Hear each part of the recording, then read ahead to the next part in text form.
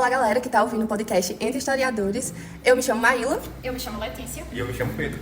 E hoje, no podcast, a gente vai abordar uma temática extremamente importante e fundamental para a gente, enquanto educadores, né, que vai envolver psicologia, a adolescência e o uso das redes sociais. É interessante a gente pensar, né, a proposta do nosso podcast é conversar um pouco de uma maneira mais conscientizadora, para que a gente possa entender questões importantes que atravessam as vivências dos adolescentes da nossa sociedade, para que possamos desmistificar essas concepções e lidar de uma maneira um pouco melhor em relação a essa temática.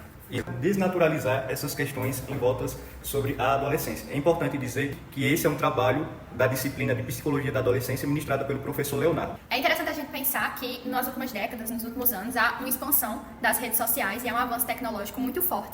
Então, os relacionamentos, as interações, as formas de comunicação, elas acabaram se modificando. Esses adolescentes, eles passam um tempo considerável do seu dia conectados, e esse acesso à tecnologia é, de certa forma, uma faca de dois gumes. Então, ela pode ser utilizada de uma maneira benéfica, mas, ao mesmo tempo, se utilizada de maneira excessiva. Então, aqui a gente tem uma relação entre o uso e o abuso. Quando esse uso de redes sociais ele acaba se tornando um abuso, pode se tornar algo bem problemático. É que a gente não está querendo aqui, com esse podcast, atacar ou discriminar, né, o uso das tecnologias, até porque o avanço das tecnologias proporcionou várias coisas importantes, né? Mas também a gente tem que estar pensando aqui nesse podcast, principalmente na questão do desenvolvimento da adolescência, né? Do desenvolvimento desse cérebro, da personalidade, da identidade desse adolescente que está vivendo nessa contemporaneidade, né? Nesse uso excessivo de internet, né? Todo mundo muito conectado. Quando a gente reflete sobre esse lado, a gente percebe a interferência que as redes sociais têm nos aspectos da vida, principalmente nos impactos cognitivos, emocionais e comportamentais, né, desse adolescente. É interessante pensar que na adolescência o indivíduo está passando por transformações em diversos âmbitos, sejam eles biológicos, sociais, psicológicos. E isso faz com que, se a gente pense, por exemplo, no desenvolvimento biológico, o adolescente passa por um processo que ele está necessitando e ele está em busca de recompensas, de prazeres imediatos. E se a gente para pensar que as redes sociais elas podem propiciar esse prazer imediato de uma forma facilitada, faz com que esses indivíduos eles estejam muito mais suscetíveis, muito mais vulneráveis a desenvolver um certo tipo de dependência. E a gente está vendo ali uma busca pela essa identidade, né? Eles estão construindo a identidade, é uma fase extremamente importante, principalmente porque eles vão procurar a validação social, né? Nessa cultura, na sociedade que eles estão inseridos. Se a gente pensar que agora eles não estão mais buscando os pais, né? Estão buscando a identidade ali na família, né? Em criar essa identidade, ele está no processo de autonomia, né? De independência, de pensar por ele próprio, né? De ele tentar construir esse pensamento próprio também. E os pais e professores não podem deixar que o adolescente fique isolado, sozinho com as redes sociais, né? Com o celular. É importante limitar, né? Colocar limites claros, não ficar achando que é normal porque é adolescente e tem que deixar ficar lá jogado no quarto no decorrer desse podcast, desenvolver essas questões com vocês. Quando a gente fala, né, um pensador da psicanálise, Lacan, ele traz para a gente entender esse processo também, porque ele destaca que a adolescência ela tem essa perda de vergonha, né, e a exposição excessiva de confidências, de expor essas coisas íntimas, né? Os jovens de hoje em dia não têm medo de se mostrar, então ele está buscando um olhar do outro para se validar, para se definir em quem ele é. E é importante destacar, Maíla, que foi a psicanálise, principalmente Freud e outros teóricos que normalizaram, né, que o adolescente é rebelde. Então a gente tem que colocar também essa questão da adolescência, que o adolescente é rebelde. Para a adolescência, hoje é a sociedade, a cultura e principalmente as redes sociais, né? A gente tem esses espaços digitalizados que viram espelhos. A gente sempre tem que pensar, porque os adolescentes, eles traduzem essa competição, essa visibilidade online, né? Tá impactado no likes, eles querem mais seguidores, mais exposição e isso vai gerando um ciclo, né, de validação representada nessa cultura da internet, essa cultura de exposição de likes, né? Muito interessante, né, como vocês falaram, a gente pensa nessa noção de que os relacionamentos eles passam a se organizar nesses meios virtuais, né? Então eles deixam de ter o âmbito somente físico, mas isso faz com que, como os meninos mencionaram, esses conteúdos, né, esses adolescentes, eles queiram publicar coisas que vão dar mais likes, que vão dar mais comentários. Então, muitas vezes, inclusive, eles vão postar coisas e conteúdos que estão sendo manipulados ali, que muitas vezes não condizem com a realidade, mas porque eles querem ganhar seguidores, porque eles querem essa validação social. Inclusive, gente, é muito bom a gente pensar em relação à ideia de que esses adolescentes eles têm uma necessidade de se manter conectado permanentemente. Então, além dessa questão dos próprios seguidores, engajamento, validação, essa necessidade de usar excessivamente faz com que gere uma dependência. E aí, quando a gente parte para o campo da dependência, é quando se torna um uso, né, que na verdade se torna um abuso, que é algo mais problemático. Então, isso acaba influenciando em outras questões. Se torna uma patologia, né, Letícia? A questão do sono, você também não vai ter atenção, que vai ser pouquíssima, né? A falta de apetite também, que você vai ficar ali e vai esquecer do mundo, né?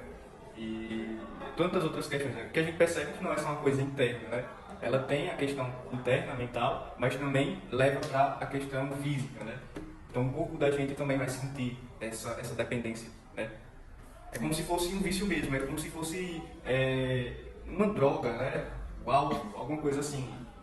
Uma substância que mexe com o nosso cérebro e que leva... E isso acaba gerando sinais de irritabilidade, de instabilidade emocional, principalmente quando esse tempo de tela é reduzido ou então eles são privados desse acesso. E uma das coisas que é muito importante pontuar é que o abuso de telas, né, o abuso de redes sociais, isso acaba afetando inclusive as relações com a própria família. Então há uma superficialidade nessas relações. E não somente nesse quesito social, mas a própria questão da depressão, ela pode vir, né, como consequência em relação a, como a gente já comentou, a essa ideia de validação social associada a corpos perfeitos, né? Como se as redes sociais fossem uma vitrine virtual.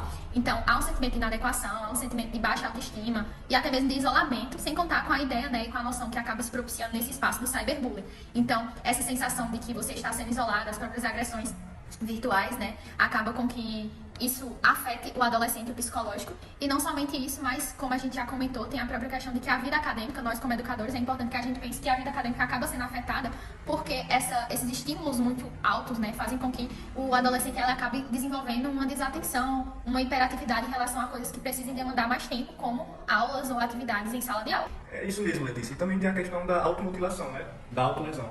E do suicídio, a gente pega dois casos concretos. O filho da cantora Valquíria Santos, Lucas Santos, ele publicou um vídeo no TikTok e a partir desse vídeo pessoas começaram a destilar ódio, né? A cometer homofobia com ele.